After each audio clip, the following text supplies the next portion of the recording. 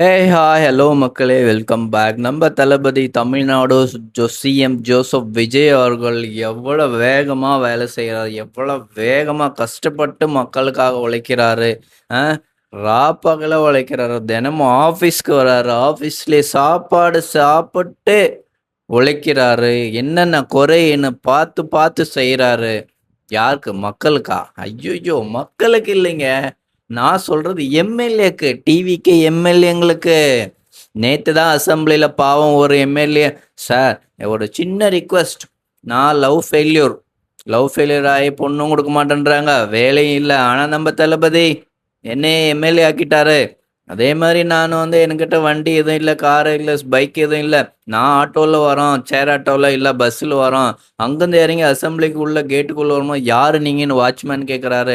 தயவு செஞ்சு எனக்கு ஒரு இன்னோவா கார் வாங்கி கொடுங்கன்னு கேட்டதும் அடுத்த நிமிஷமே எழுந்து நம்ம டிவிகே எம்எல்ஏக்கு எல்லாருமே புது கார் வழங்கப்படும், மற்றும் அது இல்லாமல் அந்த காரை மெயின்டைன் பண்ணுறதுக்காக 50,000, அந்த காரை ஓட்டுபவருக்கு, அதாவது டிரைவருக்கு 25,000 சம்பளம் அப்படின்னு அறிவிச்சிட்டாரு. நேற்று தான் அறிவிச்சாரு. ஆனால் இன்னைக்கு பார்த்தீங்கன்னா மகேந்திரா கார்ஸ் ஆஃபீஸ் முன்னாடி வந்துடுச்சு டெஸ்ட் ட்ரைவுக்காக. எந்த எம்எல்ஏங்களுக்கு எந்த கார் வேணும்னு டெஸ்ட் ட்ரைவ் பண்ணிட்டு சூஸ் பண்ணிக்கலான்னு முடிவு பண்ணிட்டாங்க. எவ்வளோ வேகமாக நம்ம தலைவர் வேலை செய்கிறாரு பார்த்தீங்களா, மிஸ்டர் ஜோசப் விஜய். டிவிக்கு எம்எல்ஏக்காக எவ்வளோ கஷ்டப்படுறாரு, பாராட்டி ஆகணும். அதே மாதிரி இன்னும் விஷயத்த சொல்லி ஆகணும், வேகமாக, இதோட வேகமாக. ஆனால் செய்யலை. போன மாதம், இது ஆகஸ்ட், நான் கேட்குறது ஜூலை, அது ஜூன்லேயே சொன்னார். யார்? எஜுகேஷன் மினிஸ்டர் ராஜ்மோகன் அவர்கள். அதாவது கோயம்புத்தூர் இந்துஸ்தான் காலேஜில் ஒரு பையனை கஞ்சாவில் போட்டு அடித்து சாவடிச்சாங்க பார்த்தீங்களா.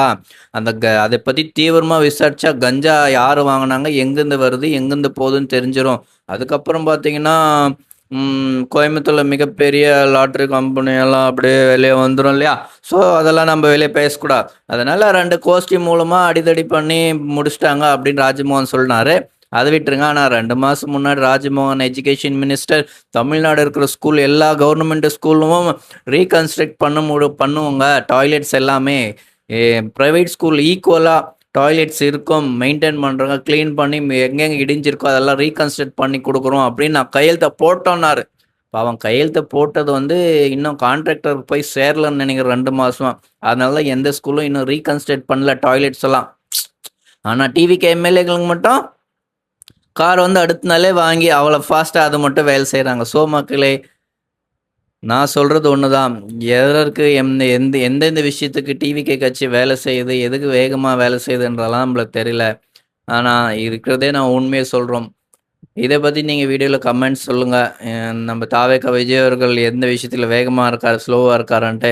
நான் சொன்னது தப்பாக ரைட்டான்னு கமெண்ட்ஸை சொல்லுங்கள். இந்த வீடியோ பிடிச்சிச்சுன்னா ஒரு லைக் பண்ணுங்கள், சப்ஸ்கிரைப் பண்ணுங்கள். நிறைய பேர் என் சேனலை சப்ஸ்கிரைப் பண்ணணும் பார்க்குறீங்க.